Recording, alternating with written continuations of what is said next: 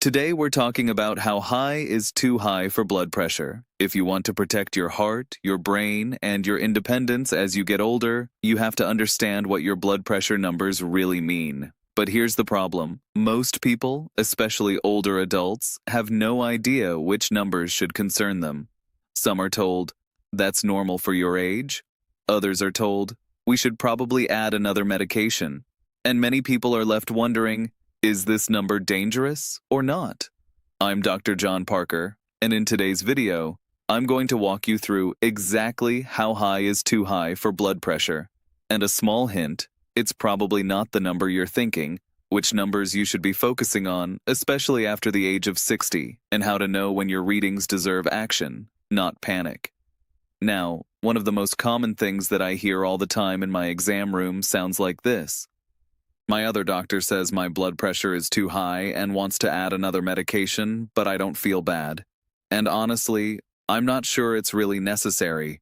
And I totally understand that hesitation because the truth is blood pressure is not black and white, especially as you get older. For years, medicine has sent very mixed messages.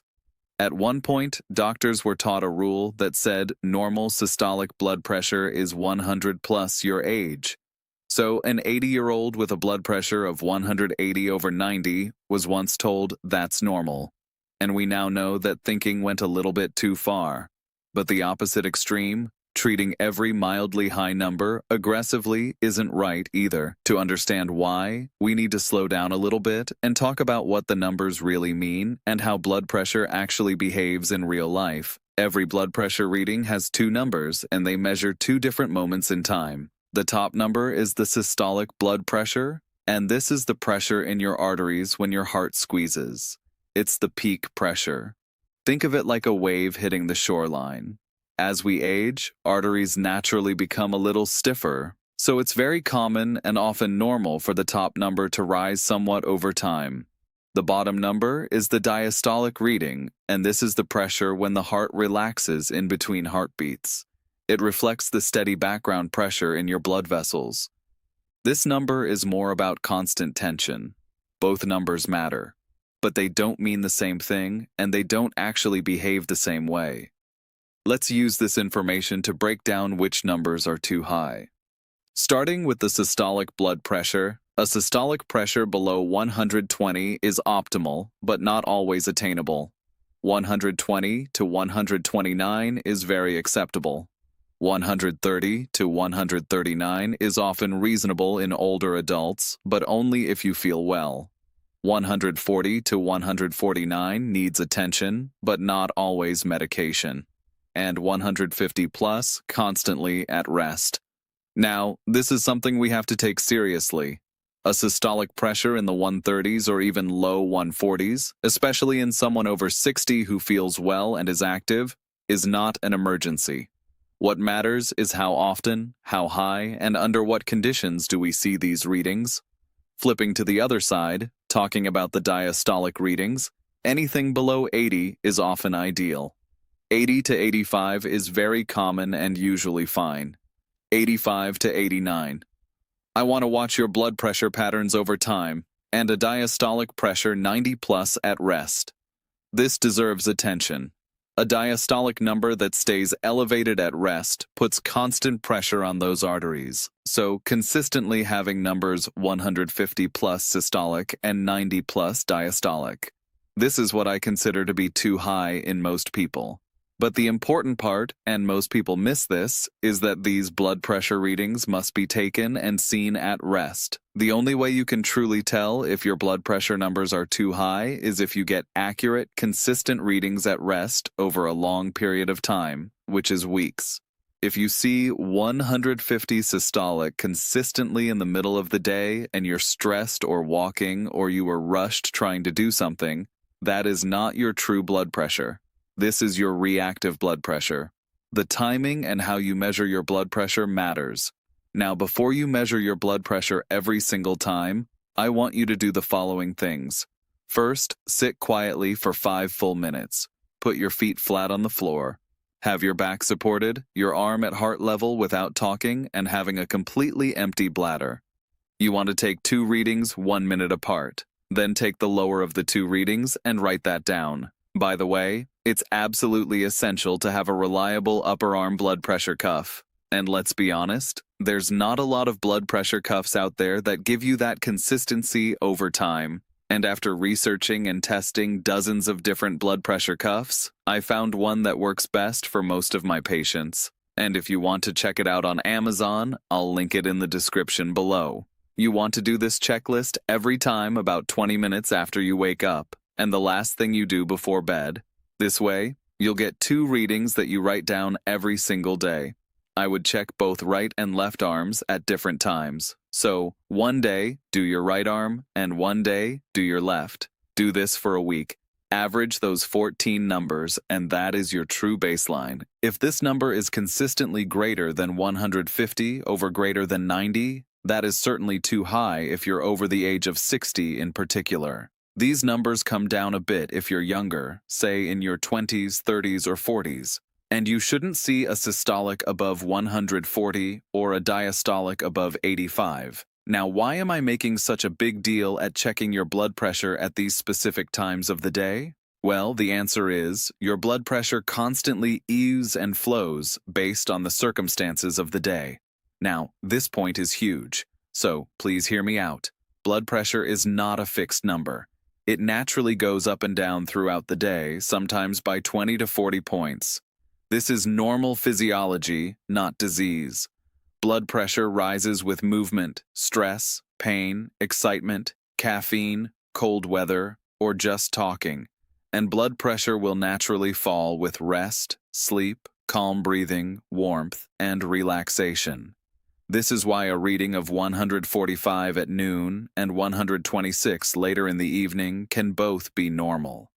The important point is this: we do not treat single spikes, we treat patterns. I myself have a resting blood pressure around 120 over 80, but if I was chasing my dog around the house and subsequently stubbed my toe, my blood pressure would rise to 150 systolic, and that is completely normal. Hopefully this information makes sense as to why I normally pause before I just add medication, especially in older patients.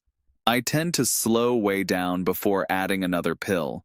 If blood pressure only rises during stress, if readings are normal at home, if numbers drop with rest, if the person feels well overall, if there's a fall risk, or if there's dizziness present at baseline. In these cases, lifestyle, sleep, nervous system tone, and movement often help more than medication.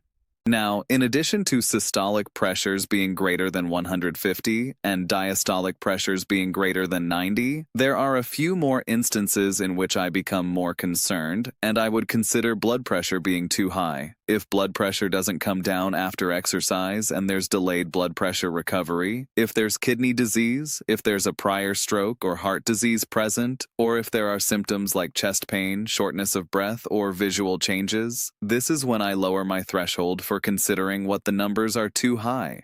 Because the bottom line is, I'm treating the person in front of me, not just the numbers. One last point, and this is absolutely critical. If you have a resting blood pressure in the 140s over 80s, but you're consistently experiencing shortness of breath, you're getting winded more easily than you used to, you're having chest pain, or you're just feeling consistently off, this is a time to get checked out sooner rather than later, and you shouldn't push it off just because the numbers are in a certain range. So, if you don't remember anything else from this video, I want you to remember this. Blood pressure moves throughout the day, and that's normal. Measure your blood pressure at rest, look for patterns, and don't panic if a few numbers are high. Not every elevated reading needs medication. Some numbers are too high, but many are just signals, not emergencies. Understanding your blood pressure gives you more control and not fear. And honestly, that's the #1 goal. Before we finish today's video, I want to leave you with something that could make a real difference to your health. High blood pressure is often called the silent killer because many people don't feel anything at all until serious damage has already occurred. That's why recognizing the warning signs and taking action early is so important. Let's go over 5 signs that may suggest your blood pressure is staying too high. Sign number 1. You wake up with frequent headaches. If you often wake up with a headache, especially in the morning, don't ignore it. While headaches have many possible causes, repeated morning headaches can sometimes be associated with uncontrolled high blood pressure. Sign number 2. You get out of breath more easily. Do you find yourself becoming short of breath while climbing stairs, walking around the house, or doing simple daily tasks? If this is happening more often than usual, your heart may be working harder than it should. Sign number 3. Your vision becomes blurry. High blood pressure can affect the small blood vessels in your eyes. If your vision suddenly becomes blurry or you notice changes in your eyesight, it's important to have it checked as soon as possible. Sign number 4. Chest discomfort or tightness. Never ignore pressure, tightness, or pain in your chest. If chest pain is severe or comes with sweating, nausea, difficulty breathing, or pain spreading to your arm, jaw, or back, seek emergency medical care immediately. Sign number 5. Constant dizziness or unusual fatigue. Feeling tired all the time, dizzy or lightheaded isn't always caused by high blood pressure, but if these symptoms continue along with high readings, it's time to speak with your healthcare provider. Now, the good news is that many people can improve their blood pressure by making healthy lifestyle changes. 7 natural ways to support healthy blood pressure at home. 1. Stay active. Every day, aim for at least 30 minutes of walking, cycling, swimming, or another activity you enjoy. Regular exercise helps strengthen your heart and improve blood flow. 2. Eat less salt. Try to reduce processed foods, packaged snacks, fast food, and salty meals. Cooking more meals at home makes it much easier to control your sodium intake. 3. Choose heart-healthy foods. Fill your plate with vegetables, fruits, whole grains, beans, nuts, and lean proteins. These foods provide nutrients that support healthy blood pressure. 4. Reduce daily stress. Stress can temporarily raise blood pressure. Deep breathing, stretching, meditation, spending time outdoors, or simply relaxing for a few minutes each day can help. 5. Get enough sleep. Aim for 7 to 8 hours of quality sleep every night. Poor sleep over time can contribute to higher blood pressure. 6. Maintain a healthy body weight. Even a small amount of weight loss can have a positive effect on blood pressure if you're carrying excess weight. 7. Avoid smoking and limit alcohol. Smoking damages your blood vessels, and too much alcohol can increase blood pressure. Cutting back on both supports better heart health. Remember, your blood pressure is only one part of the picture. A single high reading doesn't necessarily mean you have uncontrolled hypertension. Always measure your blood pressure when you're relaxed. Keep a record of your readings and look for patterns over time instead of focusing on one number. And if your healthcare provider has prescribed blood pressure medication, don't stop taking it without medical advice. Healthy habits are incredibly important, but they work best as part of an overall treatment plan. If you learned something valuable today, please give this video a thumbs up, subscribe to the channel, and turn on the notification bell so you never miss our future health videos. Thank you so much for watching. Take care of your heart, take care of yourself, and I'll see you in the next video.